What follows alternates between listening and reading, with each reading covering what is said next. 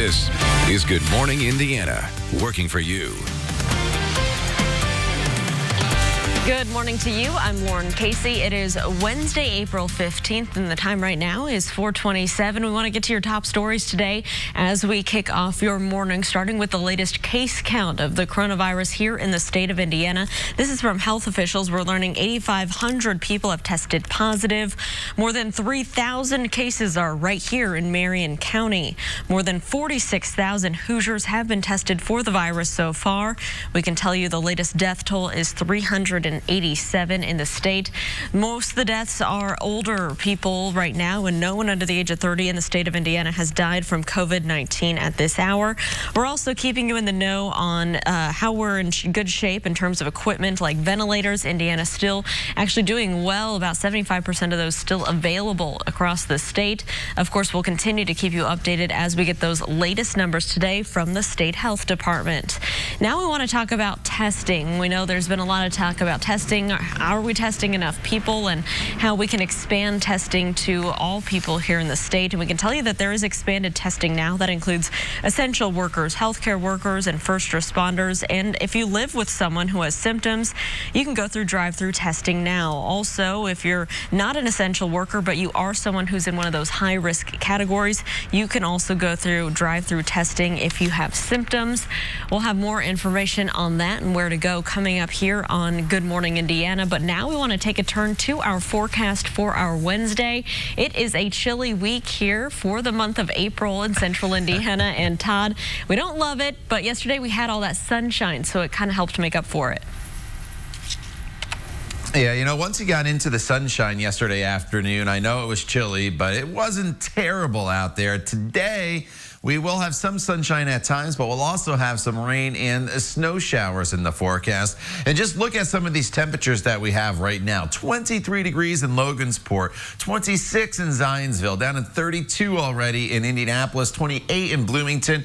This is why freeze warnings are posted once again all across the area. Throughout the day today, we are looking at high temperatures that will eventually only go up to right around 47 degrees. And again, we will bring in the potential for some rain and snow showers as we get into the middle half of the day. But the main focus, once again, will be on these chilly temperatures that will be in place. We'll talk all about them and those rain and snow showers coming up in just a few minutes. All right, Todd, thank you so much. We do have a message for you from the parents of Officer Brianne Leith, who was killed in the line of duty last week. Her virtual funeral services and memorial set to happen tomorrow morning here at the Indianapolis Motor Speedway. Again, we're hearing from her parents about just how much she loved her job, how much she loved this community, and more about this young mother who has a son that she is leaving behind. We'll have that story plus more news on her memorial services coming up on Good Morning Indiana. This is Good Morning Indiana, working for you.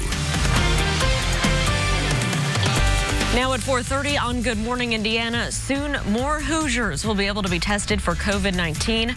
We're working for you this morning, finding out what you need to know about the expanded testing. And a new study says it may take more social distancing to fully stop the coronavirus. While some researchers say it will be safe, when they'll say it'll be safe to go back to normal, that is.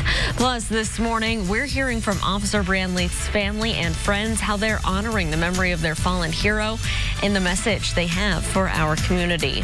But before we get to those top stories here on your Wednesday, we want to welcome you into Good Morning Indiana. Again, I'm Lauren Casey.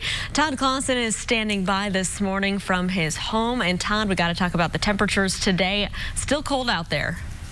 Yeah, you know, if you were looking at this temperature map and we are at the end of February, the beginning of March, you probably wouldn't complain all that much. But here we are on what would normally be tax day. And of course, that's been extended on April 15th. And we're talking about temperatures here below normal and below freezing in many locations. 26 degrees right now in Peru. Bloomington and Terre Haute, you're in the 20s as well. Indianapolis currently sitting at 32 degrees. Freeze warnings posted across the entire area once again this morning. These will be in effect until 9 o'clock this morning. Now, skies are mainly clear right now, but you do notice off to our west, we do have that snow that's moving through Illinois. Once it gets here, it'll be a mix of rain and snow showers for us. Nothing heavy.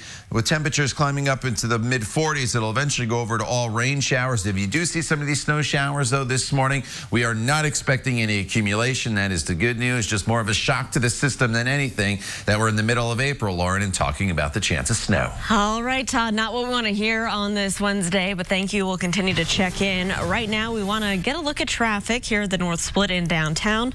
Looks like everything's traveling up to speed, but keep in mind we do have eastbound I-70. Those lanes here blocked off, so that includes if you're heading southbound on I-65, you won't be able to use those left lanes to get on 70, and if you're heading northbound on 65 through the splits, you will not be able to get in those right lanes past Washington Street.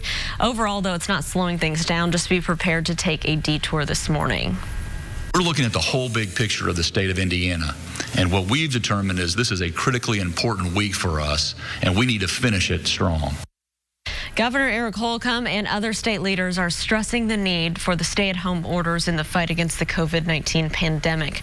During Tuesday's daily briefing, Governor Holcomb said the state is on the road to recovery, but easing restrictions too soon could change that. The state health commissioner also explained that different states are on different paths. And we'll hear from Dr. Christina Box in just a moment. I think we hear a lot of national talk about what's good for the coast to start doing, like New York City or California, but realistically, the Midwest is in a different place, and we really need to look at what Indiana is doing with regards to the numbers and what our surrounding states are doing. Governor Holcomb says that he is in regular contact with the governors in Kentucky and also Ohio. Let's take a look at the numbers here in the state of Indiana. The latest information from the State Department of Health shows that more than 8,500 Hoosiers have tested positive for the virus. Most of those reported cases are right here in Marion County, which has just over 3,000 cases. More than 46,000 people here in the state have been tested. 387 Hoosiers have died from COVID-19. I want to take a closer look at those numbers right now. Those in the older age groups continue to account for the majority of the deaths from COVID-19. People age 60 and older add up to 88% of the deaths. No one under the age of 30 has died so far from the virus in our state. The state is also updating us about the availability of ventilators. As we've heard elsewhere, there's been a great need, but Indiana appears to be in good shape right now. Nearly 75% of the ventilators are available in Indiana.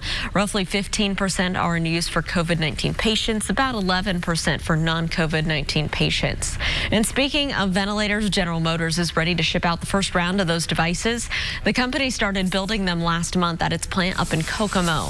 They hope to ship 600 by the end of the month. Ventilators will go to the national stockpile. GM received a nearly $500 million contract to produce 30,000 ventilators. The automaker says it hopes to have the entire order complete by the end of August. Beginning today, more people will be eligible to get drive-through testing for COVID-19. That expansion is to help protect those at risk against COVID-19. If you are an essential worker, a healthcare worker, or a first responder, and someone you live with has symptoms of COVID-19 or is sick, that person can now go through the drive-through testing clinic. Also, if you are not an essential worker, but you are at the higher risk of COVID-19 complications, you are eligible to get testing if you have symptoms of the coronavirus. The state's Department of Child Services is getting ready for a surge of COVID-19 cases as more parents get sick from the virus. DCS expects that some children will be left with no one to take care of them. Dave Hancock has been an Indiana foster parent for 6 years now. He and his wife have 2 boys. They're just one of the thousands of foster families contacted by the Department of Child Services to find out if they could take a child who's been in contact with COVID-19 or who is COVID-19 positive. Dave had to say no because his wife has asthma and one of their other foster sons has a heart condition. It was hard to say no that we couldn't accept a child with that when we strive to have an open and loving home, but you can't take care of other people if you can't take care of yourselves. I think it's Indiana preparing for a possible surge, and it's also Indiana preparing for the inevitable that comes with this sort of situation. Private agencies like the Villages are also working to increase the state's capacity to help displaced children. The Villages is doing training and informational sessions via Zoom for any people interested in fostering. New this morning, a team of researchers say that the U.S. could have to endure social distancing for 2 more years unless a coronavirus vaccine becomes available. Researchers at the Harvard School of Public Health used data about COVID-19 and other similar viruses to create possible scenarios. A study found that social distancing measures may need to last for months to effectively control the transmission of COVID-19 and stop the possibility of resurgence. They also predict that the wintertime outbreaks of the virus will probably occur after the current pandemic wave. President Trump making global headlines by stopping U.S. funding for the World Health Organization in the middle of the worldwide fight against the coronavirus. That announcement coming as plans move forward on how to reopen parts of the country. For more on what's happening with this, here's ABC's Alex Perche from Washington. This morning, a peek into what life might look like once shelter-in-place orders are lifted. Maybe having dinner with a waiter wearing gloves, maybe a face mask, dinner where the menu is disposable. The president saying he'd work with states on a strategy to reopen and that more than 20 could lift closures soon. But governors on both coasts, including states like California and New York, have already taken action, working together with other states in their regions to collectively decide when to reopen their economies. I'm not going to put any pressure on any governor to open. It's a pivot from the president, who a day ago insisted he had total authority to set the terms of reopening the country.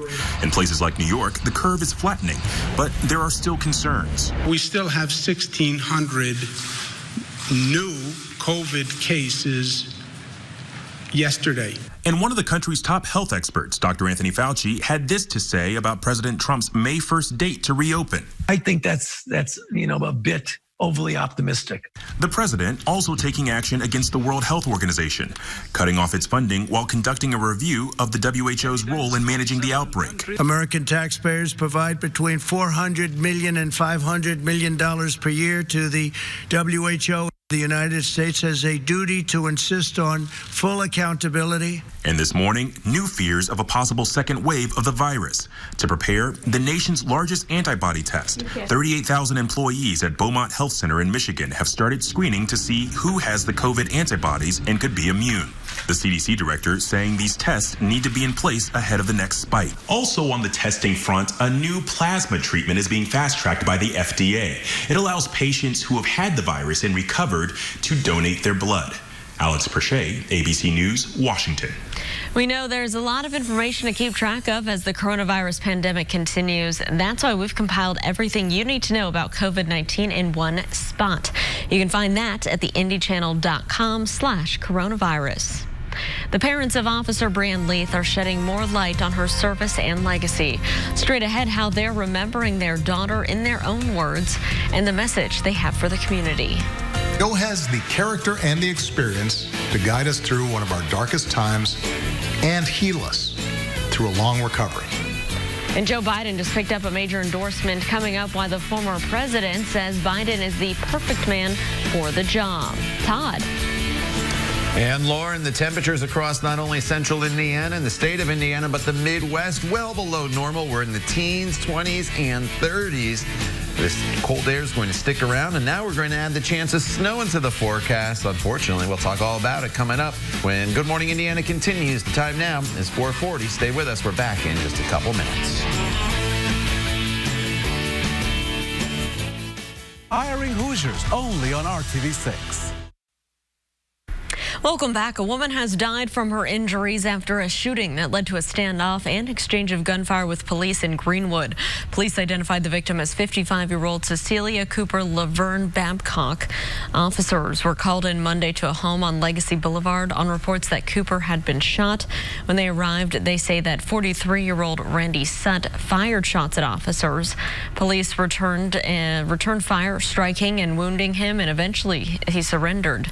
Greenwood police are working with Johnson County prosecutors to charge him with murder. Developing this morning, the man accused of shooting and killing Officer Brianne Leith is now officially charged with her murder. 27-year-old Elias Dorsey is also charged with 4 counts of attempted murder for the shooting and wounding of a woman inside the apartment and for the gunshots fired at 3 other officers there at the scene. Dorsey is facing additional charges for an incident that led to the call for police to come out to the apartment on Edinburgh Square last Thursday. Officers Officer Leith responded to that call and was shot and killed after Dorsey fired through the door. Dorsey later told police that he thought someone was, in his words, trying to get him. And this morning, Officer Leith's family is shedding more light on her life. Her parents say she was living her dream of being a police officer and live to serve others. As a mom, it's a big deal to see your children recognize their lifelong dreams, and Fran did it. You know, she did what she wanted to do, and she lived the way she wanted, and she had fun. She was a blast, and her nickname was Breezy. And because she was like the wind, and she just was a force. When she came in the room, you definitely knew she was there. Our whole Blue family realizes how much she loved this job and cherished every moment of it. She was having the time of her life. And it was short, but she made the most of it. She truly cared about the community. She cared about people on her beat. She cared about just everyone. Officer Leith was 24 years old and leaves behind a young son. A virtual service will be held tomorrow, April 16th at 11 a.m. Services will be at the Indianapolis Motor Speedway. Due to current restrictions under the coronavirus pandemic, the public will not be able to attend in person, and there will not be a public visitation, but we will show you the funeral live right here on RTV6 and the RTV6 app, and also at our website, theindychannel.com. And you can find many visual tributes to Officer Leith all around our city. Downtown, the Indiana War Memorial Commission and the IPL teamed up on this project to project this image of Officer Leith onto Monument Circle. It's part of the Shining a Light program. The tribute will continue from dusk to dawn through Friday morning. Turning now to the presidential race, Barack Obama has officially endorsed his former Vice President Joe Biden. In a video message, the former president laid out several reasons why he thinks Biden has the qualities needed to be president. Joe helped me manage H1N1 and prevent the Ebola epidemic from becoming the type of pandemic we're seeing now. Joe was there as we rebuilt from the Great Recession and rescued the American auto industry. He was the one asking what every policy would do for the middle class, and everyone's striving to get into the middle class. That's why I asked him to implement the Recovery Act, which saved millions of jobs and got people back on their feet. Because Joe gets stuff done. Obama there also acknowledged the efforts of Biden's former rival, Senator Bernie Sanders. Sanders endorsed Biden Monday, 5 days after suspending his own campaign. New this morning, a new report shows that last month was the first March in nearly 2 decades without a school shooting.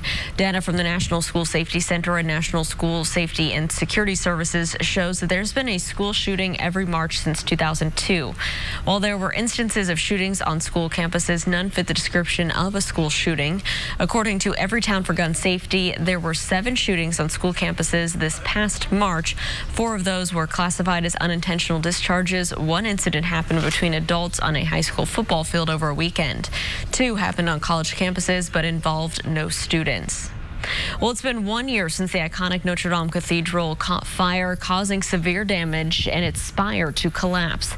After months of recovery work, the full extent of the damage is still unknown. French President Emmanuel Macron says that he plans to reopen the landmark by 2024, but amid the coronavirus pandemic, reconstruction efforts have stalled. Officials hope the scaffolding can be removed by this fall.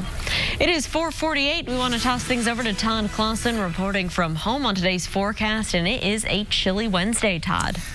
Yeah, I was glad I didn't have to walk out the door this morning, Lauren, into these very, very chilly temperatures for the middle of April. You see we're in the 20s and 30s right now all across central Indiana, with those 20s to the north into the south, 28 in Bloomington and Bedford, 29 in Tipton, the cold spot. It's a tie, actually, between Richmond and Peru with a temperature of 26 degrees. Not a tie that you want to be in here this morning, as we are in the freeze warning all across the area. That'll be in place until 9 o'clock. Now, throughout the day, temperatures very similar to yesterday, getting back up into the mid-40s. The difference is today we'll have more clouds and we'll have the potential for some rain and snow showers. We're clear right now, but you do notice in the top left-hand portion of your screen some snow starting to sneak into the picture there, and this will make its way through as first some snow showers, and then as temperatures get above freezing pretty quickly throughout the morning, once the sun comes up, we'll go over to rain showers. So it's kind of a rain-snow mixture that'll linger through the first half of the day,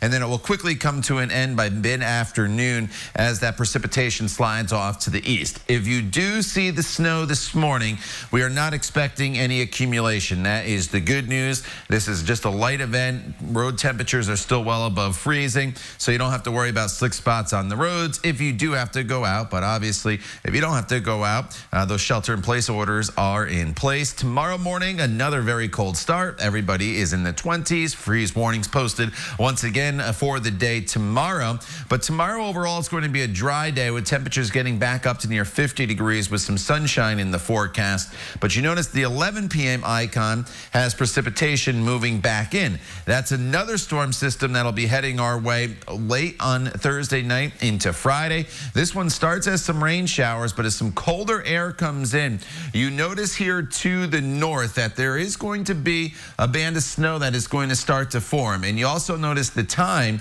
that it is before the sun comes up. So I do think on Friday morning, there will be the potential for some snow to develop across the area and put down some accumulation. So that's something we'll have to look into in a little more detail as we continue going through this forecast. But as far as the snowfall potential for today, you'll see some rain and snow showers, but no accumulation. I'll show you your 7-day planning forecast coming up in just a little bit. Warren. All right, Tom, thanks so much. Here's a look right now at traffic to our southwest, I-465 here near Kentucky Avenue. You can see traffic is actually picking up already at this early hour, still traveling up to speed. We'll let you know if there are any crashes or delays, but you should be good to go this morning. Ticketmaster now under fire for changing its refund policy. This after multiple concerts and events were canceled due to the coronavirus pandemic. The previous policy stated that refunds are, quote, available if your event is postponed, rescheduled, or canceled. But now the wording has been changed to state that refunds are, quote, are available if your event is canceled. In a statement, Ticketmaster said they merely changed the wording, but the policy on the postponed event still is the same. But the explanation was not enough to prevent angry customers from venting on social media. Alex Trebek working on an autobiography. The longtime host has helped write books about Jeopardy, but this will be Trebek's first book about his personal life. The TV icon says he felt compelled to share his story after receiving an outpouring of support following his cancer diagnosis. In an excerpt shared by the publishers, Trebek wrote, quote, I want people to know a little more about the person they've been cheering on for the past year. The book, titled The Answer Is, A Reflection on My Life, will be out on July 21st. If you need a little help to keep your kiddos occupied while being quarantined at home, Sesame Street has you covered. Cookie Monster is inviting little ones to share a virtual cookie with him during his weekly snack chats. In them, he talks about the importance of healthy eating and shares simple recipes families can make together. Sesame Street launched a Caring for Each Other initiative in light of the COVID-19 pandemic. Free ebooks and other materials are being made available through the Sesame Street on Apple devices, Google Play, and more. You can catch Cookie Monster's Snack Chat every Tuesday on YouTube and Facebook. We'll have to check it out. Archie's a big Cookie Monster fan. Well, a Kentucky woman is proving to be the exception to the rule when it comes to the coronavirus. Coming up, how she beats the odds to survive this virus at the age of 103. We'll be right back. Only on RTV6 News. Welcome back. Health experts say senior citizens are at higher risk from the coronavirus, but don't say that to one Kentucky woman. Virginia Harris was diagnosed with COVID-19 back in mid-March. She first tested negative for the flu, but then tested positive for the coronavirus. On Tuesday, officials reported that the 103-year-old has made a full recovery. Her family says they can't wait to see her again once this is all over. She must have a great immune system, Todd. Good for her, 103, and she beat this thing. All right, so good to see. Absolutely, Lauren. All right, not so good to see, unfortunately. Here's my 7-day planning forecast, at least the first half of it, with temperatures that will be in the 40s here for highs at least through Friday, and then it's a little bit warmer as we head into the weekend. Today, there could be some light rain and snow showers, no accumulation, a little better chance of some accumulating snow for parts of the area come Friday morning. We'll dive into that in more detail coming up in the next half hour of Good Morning Indiana. Stay with us. We're back in just a couple minutes.